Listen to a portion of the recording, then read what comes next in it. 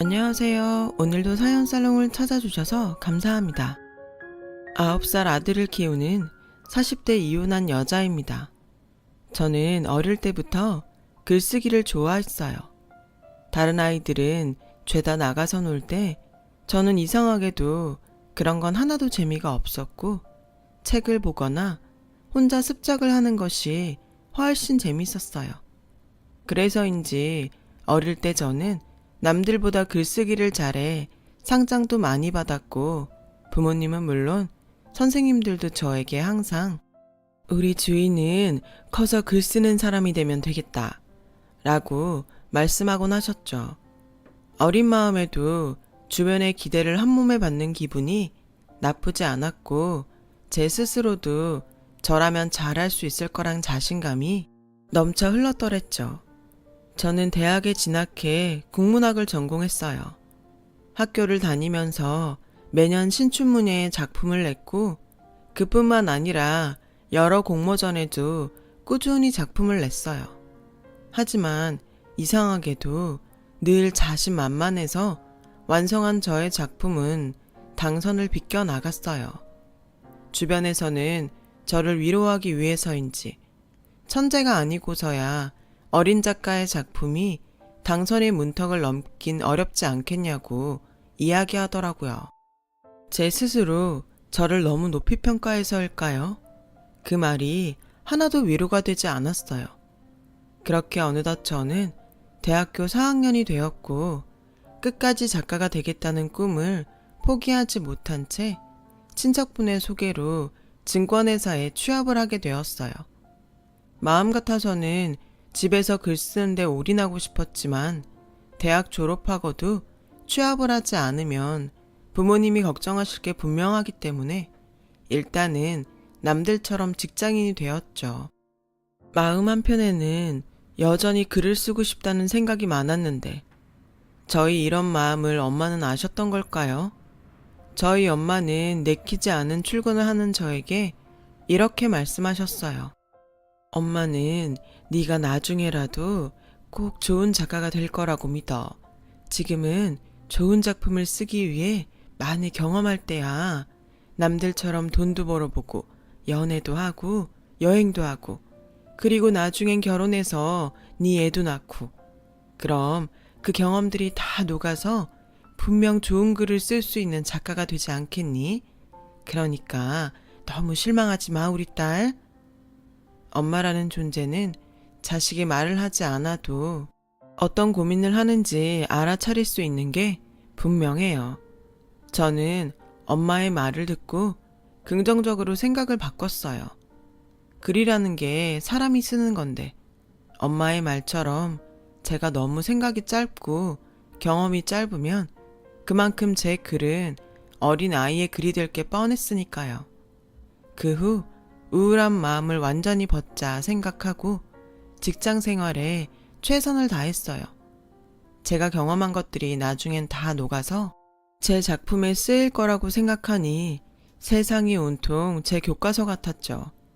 그렇게 직장 생활을 한 3년 정도 하던 어느 날이었어요. 그 당시 저는 제 일에 막 재미를 붙였을 때였는데 그간 출근하며 종종 지하철에서 보던 한 남자가 처음으로 말을 걸어왔어요. 소설이나 드라마에서나 있을 법한 일에 혼자 가슴이 콩닥콩닥 했어요. 저기 혹시 남자친구 있으세요? 아, 저는 이상한 사람은 절대 아니에요. 얼굴이 붉어져서는 허둥지둥 하던 이 남자는 예상하시는 대로 저의 전남편이에요.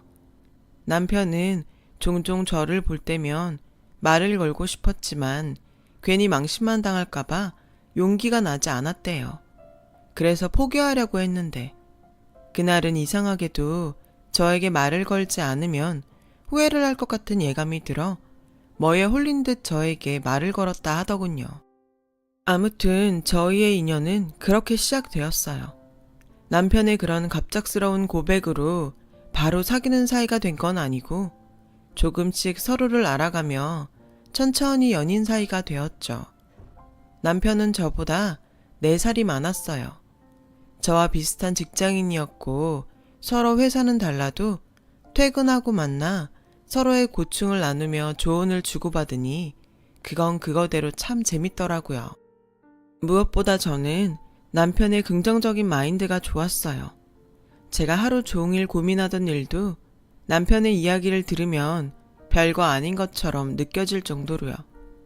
그리고 남편의 또 다른 장점은 여자친구인 저에게 큰 간섭을 하지 않는다는 거였어요.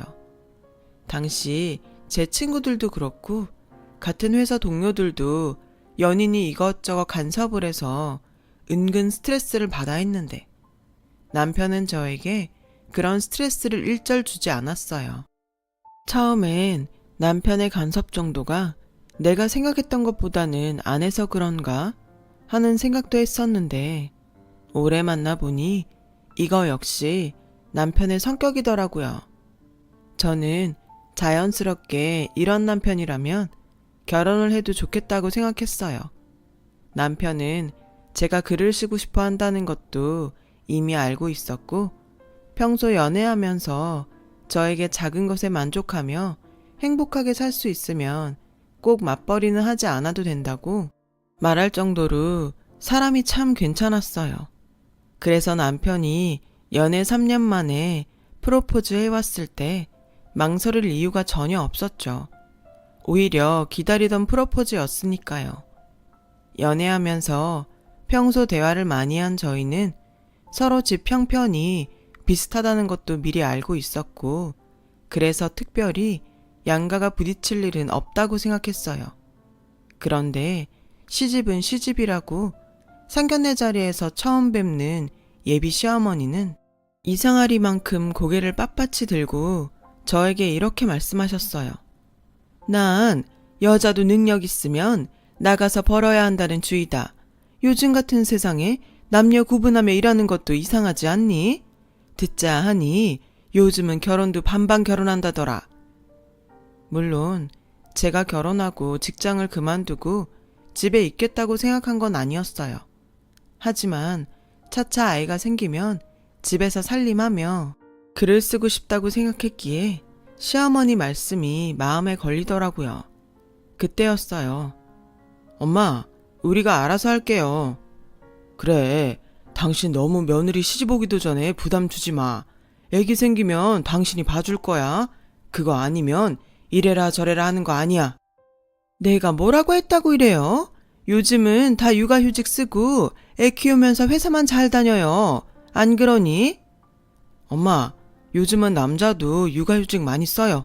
그건 저희가 그때 맡아서 알아서 할게요.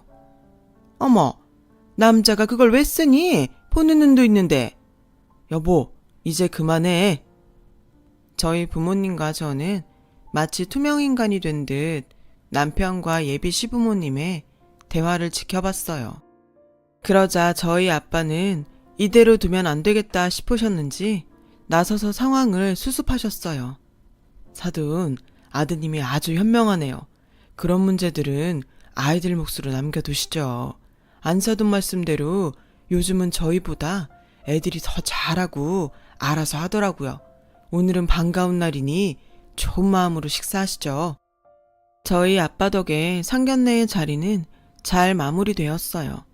하지만 제 마음은 이제부터가 시작이었고 요즘 세상 찾던 시어머니는 혼수 준비하는 저에게 옛날 고리짝 같은 반상기, 은수저까지 모두 다 해오라고 주문하셨어요. 그리고 주변 친척들에게도 이불을 돌려야 한다며 목록을 주시는데 전혀 생각하지 못한 지출이라 당황스러웠어요. 남편은 혼수 때문에 고민하는 저를 보고 당장 자기 어머니한테 전화를 걸어 친척들에게 이불을 돌리실지 반상기며 은수저를 받으실지 고르라고 옆에서 듣는 제가 다 무섭게 말하더라고요. 시어머니는 아들이 벌써부터 자기 마누라를 싸고 돈다며 서운하다고 하셨어요. 결국 시어머니는 당신이 받을 이불 세트와 반상기, 은수저를 포기하고 친척들에게 돌릴 이불만 준비하라고 하셨죠. 이렇게 차이가 나지 않는 집끼리 결혼을 하는 건데도 결혼은 이상하게 여자 쪽이 더 신경 쓸 게 많은 것 같았죠. 그래도 다행스럽게 남편이 중심을 잘 잡아줘서 저는 결혼 준비를 마칠 수 있었고, 신혼집은 남편이 대출을 받아 작은 빌라를 구매해서 저희는 그곳에서 신혼살림을 차리게 되었어요. 그런데 사실 남편이 저희 신혼집으로 빌라를 계약할 때도 시댁에서는 조금 소란이 있었는지 나중에 신혼여행을 다녀와 인사를 드리러 가니 시어머니는 저를 붙잡고 처음 듣는 말을 쏟아내시기 시작했어요. 내가 빌라는 살 때부터 손해라고 그렇게 말렸는데 넌 어쩌면 말릴 생각을 못했니? 저는 혼수 문제 말고는 시어머니가 서운하게 생각할 게 없다고 생각했는데 그야말로 마른 하늘에 날벼락 맞은 기분으로 저는 상황 파악을 하고 있었어요. 그러자 시어머니의 말을 남편이 들었는지 저 대신 남편이 나서서 수습을 하더군요. 엄마, 내가 생각이 다 있어서 그런 건데 왜 이 사람한테 그래요? 무슨 생각이 있어? 내가 좀 고생하더라도 아파트 청약 받아서 가라고 했지. 조건이 얼마나 좋은데? 덜컥 집을 사면 어떡해? 엄마, 아파트가 무슨 당첨되면 공짜로 주는 건 줄 알아요? 중도금이며 잔금이며 돈 엄청 들어요. 지금 이 빌라 대출도 저랑 와이프가 다 갚으면서 살아야 해요. 아니, 아파트야 사기만 하면 오를 텐데. 그리고 니들 둘이 벌잖아. 무슨 걱정이니? 그깟 대출금 둘이 벌어 갚으면 되지. 어허, 돈 하나 보태지 않았으면 조용히 해, 이 사람아. 지들이 좋다고 한 걸 왜 뒷북이야? 오히려 난 잘한 것 같다. 남의 집 살면서 이사하면 애는 언제 낳니? 잘했어. 이제 둘이 결혼도 했으니 차차 자손도 보고 니들 즐겁게 살아. 꼭 말을 저렇게 해서 나만 나쁜 시미 만들지. 에휴. 저는 시어머니 따라 한숨이 절로 나왔어요. 제대로 숨도 못 쉰다는 말이 이런 거더라고요. 저는 집에 돌아오는 길에 남편에게 왜 어머니 말대로 하지 않았는지 물어봤어요. 그러자 남편은 지금 우리 집은 내가 벌어서 혼자 대출금 갚아도 충분한데 엄마 말대로 아파트에 가면 나도 자기도 같이 벌어서 내야 하잖아. 당신 글 쓰고 싶다며 그냥 욕심만 내지 않으면 지금 우리 집도 충분히 넓고 좋다고 생각했어. 저는 남편의 말을 듣고 아까 시댁에서 답답했던 속이 시원하게 내려가는 것 같았어요. 그리고 내가 남자 하나는 정말 잘 골랐다 하는 생각이 절로 들면서 남편에게 너무 고마웠어요. 그 순간은 앞으로 평생 이 남자와 소박하고 작은 것에도 만족하며 살아야겠다고 다짐했죠. 그렇게 결혼하고 2년 정도 직장 생활을 더 했고 임신 후 출산에 임박해서 다니던 회사를 그만뒀어요. 그리고 정말 기가 막히게 제가 직장을 그만둔 이후 남편은 완전히 다른 사람처럼 변하기 시작하더라고요. 남편은 현실적으로 생각해 저희 수입이 줄어든 만큼 더 벌 수 있는 회사로 이직을 한다고 했어요. 그 말을 듣는데 어쩐지 좀 미안한 생각이 들었고 그래서 전 너무 무리하지 말고 내가 더 많이 줄일게 라고 말했는데 애도 태어났는데 여기서 더 줄일 게 어딨어. 괜찮아. 내가 더 벌 수 있어. 남편의 말에 고마워해야 하는데 저는 마음이 불편했어요. 그래서 회사 다녔을 때 경험을 바탕으로 안전한 주식에 투자를 조금씩 했어요. 공과금 정도 벌 수 있으면 좋겠다는 소박한 마음으로요. 그리고 악착같이 독서와 습작을 하고 작은 공모전이라도 참여하는 등 저는 저대로 제 수입 창출을 위해 노력하면서 살고 있었죠. 그런데 이직에 성공한 남편은 소박하게 작은 것에 만족하며 살자고 하더니 회사 사람들과 어울려 골프를 배운다며 그 비싼 골프 장비를 사들이지 뭐해요. 그리고 함께 밥 먹을 때면 은근히 동료 와이프 이야기를 하며 저와 비교하는 말을 하기 시작했어요. 우리 회사에 강 과장님 계시거든? 그 와이프가 학교 선생님인데 우리 부서에 이번한 승진한 김대리가 결혼하는데 와이프가 대기업 다닌대. 처음엔 대충 그러냐고 이야기하고 말았지만 횟수가 늘어나면서 제 자격지심인지 남편의 말이 불편하기 시작했어요. 그래서 한 번은 남편에게 나도 다시 회사 다닐까? 당신 혼자 버는 건 역시 좀 힘들지?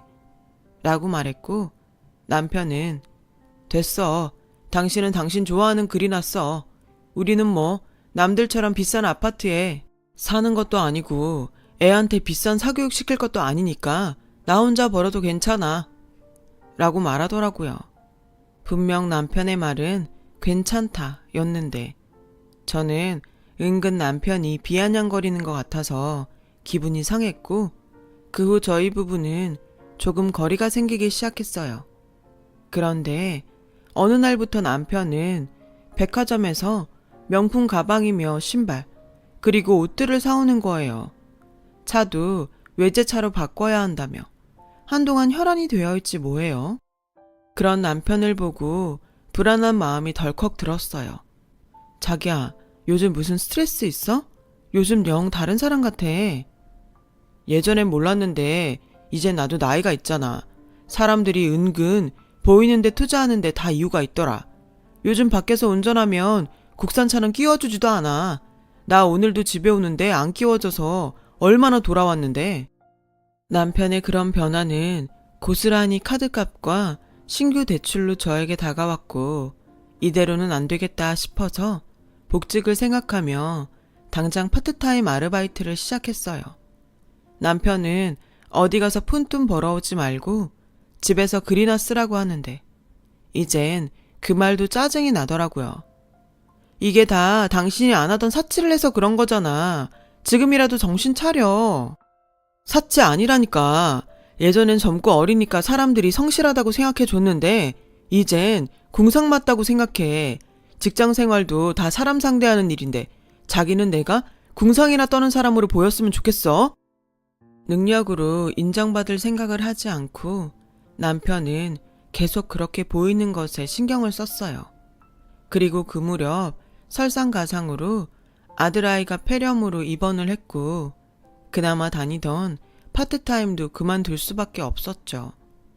아픈 아이를 보며 저는 생각했어요. 어디서부터 뭐가 잘못됐을까? 하고요. 짙은 한숨으로 병실에 앉아 있는데 옆에 저처럼 아이의 병간호를 하고 있는 어떤 아주머니가 저에게 힘드냐며 복도에 나가서 커피 한잔 하겠냐고 말을 걸어주셨어요. 딱 봐도 저보다 나이가 꽤 있어 보이는 아주머니의 호의에 저는 좋다고 병원 복도에 나갔고 그날 이상하게 한동안 아무에게도 하지 못했던 고민들을 꺼내놓았어요. 애기 엄마가 마음고생이 심하네. 내 말 잘 들어요. 부부라고 해도 모든 걸 같이 짊어질 필요는 없어요. 내 몫은 내 몫대로 챙기면서 남편도 자신의 행동에 책임질 수 있게 해요. 괜히 다 끌어안지 말고. 그 순간 정말 정신이 번쩍 났어요. 부부가 되고 한 아이의 부모가 되면서 저는 어쩌면 점점 제 자신보다 가족의 일원으로 살았던 게 아닐까 하는 생각이 들었어요. 그날이 있고부터 더욱 현실적인 고민을 하게 됐어요. 잘못된 길을 가는 남편만 믿다가는 같이 쪽박을 찰 것 같았거든요. 저희는 그간 소소하게 투자로 번 돈과 여러 작은 공모전에서 당선된 당선금을 모아 주식 투자를 시작했어요. 물론 아무것도 모르고 초보들이 호기심해하면 큰일이 날 일이지만 저는 직장 경험과 그 분야 지인들도 많아 조금씩 정보를 들을 수 있었고 제 스스로도 공부를 많이 했어요. 제 투자 종목은 효자 노릇을 톡톡히 해주었어요. 그렇게 불안했던 제 생활에 조금씩 숨통이 트이기 시작했고 그런 제 눈에 점점 심해지는 허영심과 남의 눈만 의식하는 남편이 한심해 보이더라고요. 이미 제 앞에 있는 남편은 제가 그토록 좋아했던 예전의 모습은 온데간데 없이 사라졌고 급기야 이런 말까지 저에게 하는 거예요. 영우 교육에 신경을 좀 써. 내년이면 유치원 가잖아. 내가 생각해봤는데 우리도 남들처럼 영어 유치원 보낼까? 영어 유치원? 거기 다닐 돈은 있어? 없어? 내가 그렇게 매달 벌어와 주는데 지금 돈이 없다는 거야? 집 대출금에 당신이 그렇게 좋아하는 외제차 대출금, 거기에 당신 카드값까지 우리 지금 겨우 먹고 사는 거야. 아이씨, 꼭 그렇게 조목조목 말해서 사람 기분을 잡쳐야겠어? 다른 와이프들은 남편 기 죽지 않게 하려고 친정에서 돈도 좀 가져오고 그런다는데 당신은 그 잘난 글만 쓰면서 여태 뭐 했냐? 돈도 안 되는. 제 꿈을 지지하는 줄 알았던 남편의 본심에 저는 숨이 턱 하고 막히는 듯 했어요. 그리고 전에 병원에서 저에게 조언을 해준 아주머니의 말이 떠올랐죠. 저는 그 후 정말 보란듯이 성공하고 싶다는 생각으로 글쓰기도 꾸준히 했고 주식 투자도 슬슬 수익을 내기 시작했어요. 그리고 저는 예전처럼 작든 크든 공모전에 제 작품을 냈고 그렇게 작지만 몇몇 군데에서 당선이 돼서 상금도 받고 주식 투자로 꽤 돈도 벌기 시작했어요. 그 결과 조금씩 제 통장엔 잔고가 불어났죠. 밥을 먹지 않아도 배가 부른 느낌이란 이런 걸까요? 살면서 돈에 크게 연연하지 않고 살았는데 돈이라는 것이 제 불안을 잠재워주고 앞으로를 꿈꿀 수 있게 해준다는 걸 저는 그때 알았어요. 돈이 이런다는 걸 진즉에 알았다면 더 돈에 집착하며 살았을 거예요. 그렇게 아이는 어느덧 유치원에 입학했어요. 집에 여윳돈이 없어 제가 번 돈으로 아이 유치원 입학금과 등록금을 내는데 제 자식을 위해 제가 번 돈을 쓰는 그 기분이 꽤 좋더라고요. 열심히 돈 번 보람도 있고요. 이 사실을 절대 알 리 없는 남편은 회사 동료로 보이는 사람과 통화하며 연신 영어 유치원 보냈어야 했는데 그냥 사립 유치원에 보낸다며 남들에게 이상한 허세를 부렸어요. 그러면서 아직 어린 아이를 두고 고등학교 들어갈 즈음엔 영어 유학을 보낼 계획이라는 둥 도저히 옆에서 들어줄 수 없는 말을 해서 제 눈살을 찌푸리게 하더라고요. 그리고 통화를 마친 남편은 저에게 이런 말을 했어요. 내가 예전에는 정말 생각이 짧았나 봐. 우리 엄마 말대로 이 집 팔고 대단지 아파트로 이사하자. 요즘 애들은 아파트에서 안 키우면 무시당해. 무슨 돈으로 아파트 일가. 그리고 영어 유치원도 모자라서. 영어 유학? 당신 예전에 내가 알던 사람 맞아? 우리 분명 그때 작은 것에도 만족하며 살자고 했잖아. 다 못 모를 때 얘기지. 우리 영우도 조금 더 커봐. 당장 사람들이 어디 사는지, 아빠 직업이 뭔지, 우리 차가 뭔지 그런 걸 따질걸? 그래서 하는 소린데 당신 그 대도 않는 글 그만 쓰고 일하는 거 어때? 시덥잖은 알바 말고 당신도 공부해서 공무원 할래? 저는 남편의 말에 화가 났어요. 되도 않는다니.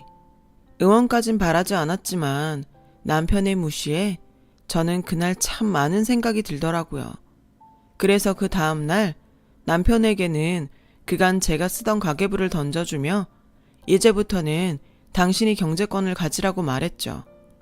찬찬히 가계부를 보던 남편은 표정이 점점 어두워졌고 급기야 가계부를 바닥에 던지며 저에게 화를 내는데 여태 엉망으로 내 돈 다 갖다 써놓고 이제 와서 나보고 하라고?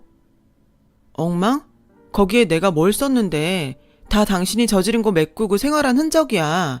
나 어디 나가서 그 돈으로 티셔츠 하나 못 사 입었어. 누가 그렇게 지질이 궁상으로 살래.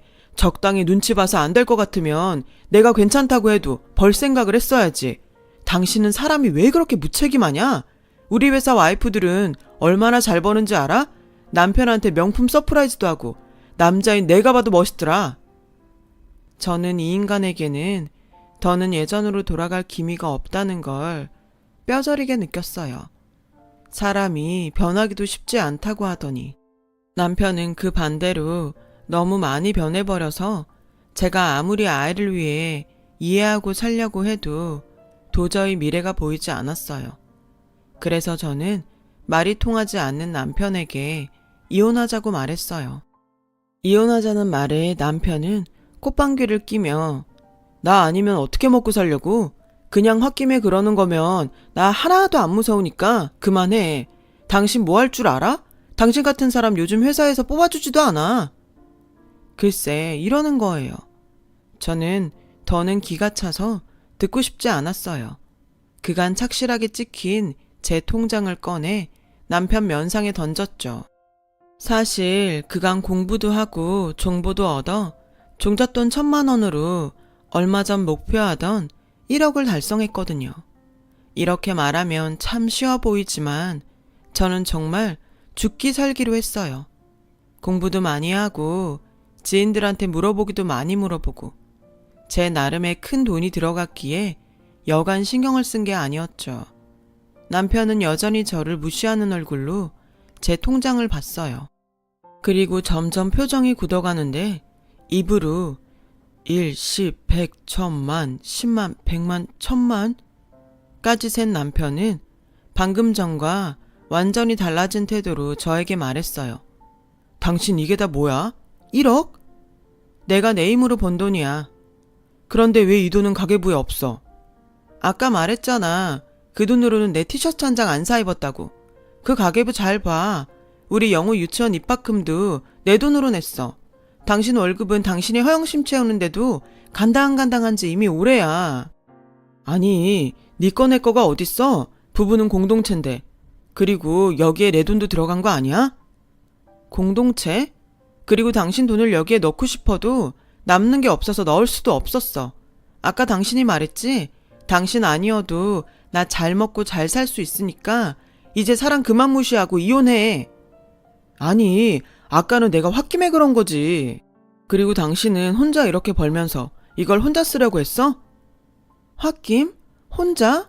방금까지 네가 한 말을 생각해. 누가 그러더라? 너도 네 행동에 책임을 지게 해야 한다고. 여태 네가 싼 똥 내가 치우면서 나 많이 힘들었거든? 그래도 언젠가는 예전 그대로 돌아오겠지 생각했는데 너는 점점 더 똥밭으로 구르더라. 나까지 그 똥밭에 구르고 싶지 않으니까 이젠 헤어져. 저는 남편에게 그렇게 말하고 아이를 데리고 짐을 챙겼어요. 남편은 저의 옷자락을 잡아 끌며 잘못했다고 다시 예전처럼 돌아가겠다고 되지도 않는 약속을 했지만 저는 알 수 있었어요. 이 남자는 지금 반성하는 게 아니라 통장에 찍힌 돈에 눈이 돌아갔다는 것을요. 저는 현재 적극적으로 주식에 투자를 하고 있어요. 해보니 자신감도 생기고 너무 큰 욕심만 부리지 않으면 애 키우면서 이만한 일도 없더라고요. 그렇다고 글을 쓰지 않는 건 아니에요. 글쓰기는 저에겐 일기처럼 생활이 되었고 언젠가 제 인생의 역작이 나올 거라는 것엔 여전히 믿어 의심치 않고 있어요. 이혼 후 남편은 그놈의 허영심의 대가로 갖고 있던 집도 날리고 월급도 압류를 당했어요. 그렇게 서로 허세 부려던 회사 사람들 앞에서 제대로 망신을 당한 거죠. 그렇게 남의 눈 의식하더니 아주 꼴 좋더라고요. 아이는 다행히 아빠를 닮지 않았어요.